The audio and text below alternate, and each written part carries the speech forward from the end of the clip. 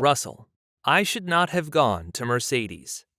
George Russell is one of Formula One's biggest talents. As a Mercedes talent driver, he was waiting for the moment to jump to the bigger team. But now that he jumped to the big team, he finds himself in a terrible spot.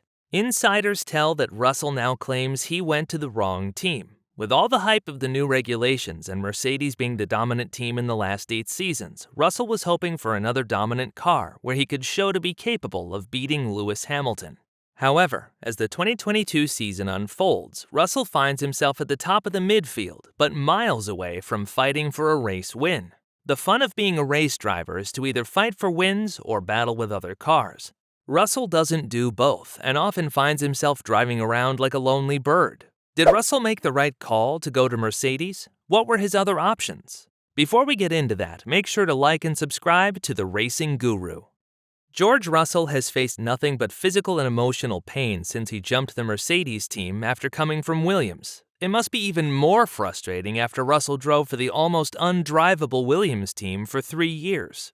Russell was often found in the back of the field wondering how great it would be to drive a car that is actually competitive. Russell has pretty much won everything he could win up to Formula One, and there is no doubt as to his racing capabilities. When Lewis Hamilton had to miss the second Bahrain race in 2020 due to COVID, Russell did a phenomenal job replacing him. He managed to take the lead and was comfortably leading the race until Mercedes fitted Bottas' front tire onto Russell's car. He had to make another pit stop, but then experienced a slow puncture, and the race win was completely out of sight. Russell, who said that he felt no pressure before the race, was gutted, and it slowly starts to seem that this race is summing up his F1 career so far. Russell recently told the press that if someone told him before this season that he would not win a single race in 10 races' time, he would not believe it. However, what Russell forgets is that Mercedes not only had dominance in car performance, but also in car spending. Mercedes spent the most out of any team up until 2020. By 2021, new budget limits were implemented to equalize the field. In 2021, teams could not spend more than $145 million a year, whereas Mercedes spent $450 million in 2020. This obviously heavily impacted Mercedes' resource capabilities. Also, the competition saw a chance of taking away high-profile engineers to help them threaten Mercedes' dominance in 2022. This outflux of knowledge certainly didn't help with developing their 2022 car. Toto Wolff, the team principal, pretended that no important engineers left Mercedes, but Helmut Marko, Red Bull's advisor, told the media that they signed up many top engineers from Mercedes. It seemed that Russell was blinded by the historical results of Mercedes and now again experiences a situation where he can't fight for a win. Just like Williams won many championships and race wins in the past, it is nowhere near those achievements again. The last Williams win dates back to 2012 when Pastor Maldonado won surprisingly the Spanish Grand Prix. Russell has all the reason to believe that Mercedes becomes the next Williams. Mercedes currently is exposed to a lot of porpoising, and nothing seems to avoid that problem. Mercedes introduced a new upgrade in Barcelona, which did help porpoising when driving on a smooth surface. However, on bumpier tracks like Monaco and Azerbaijan, the car still bounces around a lot. The car bounces so much that both George Russell and Lewis Hamilton experience over 6 G-forces on a straight, whereas that normally is close to 0 G-forces in previous generation cars. It is normal that drivers experience heavy G-forces in corners, but not on straights. The porpoising causes so much physical pain to drivers that the FIA now decided to step in and ban porpoising. Unfortunately for Russell, the FIA forces cars to increase the height of the car if they can't fix it with conventional setup changes. This is detrimental to the performance of the car as it loses downforce and increases drag on the straights, making the car slower in corners and on straights.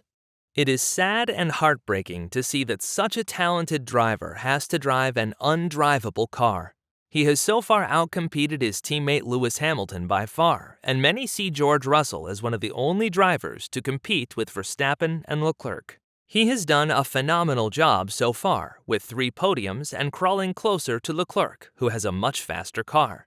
However, due to the new FIA anti-porpoising rules and the budget cap, it becomes harder for Mercedes to deliver a fast-performing car. George Russell tries to motivate his team to find solutions to their problems, but he does know that it becomes a difficult task.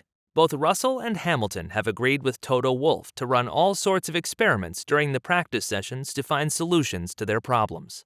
This already shows the desperation of the team, as they have no clear direction on how to solve their problems.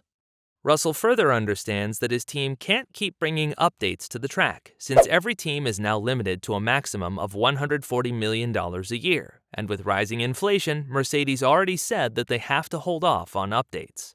This put Russell in a very difficult spot, as his team doesn't seem capable of giving him a winning car.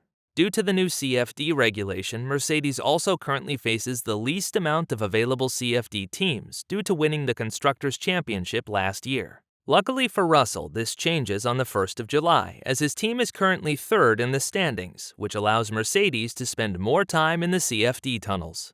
However, Russell would never have thought to be in this current position, and with Red Bull performing so well, he might hope he went to Red Bull instead. When Red Bull was looking for a new second driver next to Verstappen, Russell was a frequently mentioned name. However, at the end of the 2020 season, there was no reason for Russell to believe that Mercedes would see a downturn 2 seasons later. Toto Wolff was also clear that Russell is a Mercedes protege and that therefore he could never make the switch.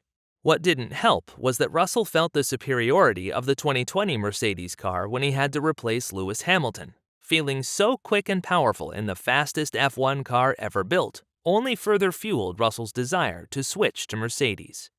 Russell was honest to admit he already thought he would have won at least one race by now. He has been in close contact with the Mercedes team and saw the development for the 2022 car.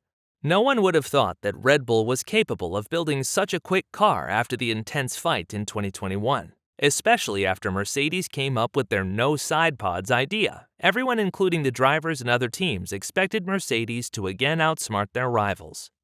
Russell obviously expected the most out of this idea, and since no one else introduced a similar concept, he must have thought to be at the right place at the right time.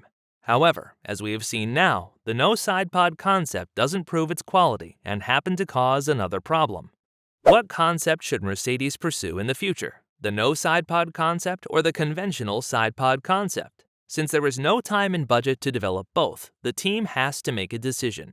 Whatever they will decide, it is likely that it would put Mercedes on a backtrack for a little bit again, as they either have to solve their porpoising with the no side pod concept or develop and test the conventional side pod system. Whatever Mercedes ends up doing, it is clear that George Russell's curse of being in the wrong team at the wrong time still goes on. Don't forget to like and subscribe to our channel, The Racing Guru.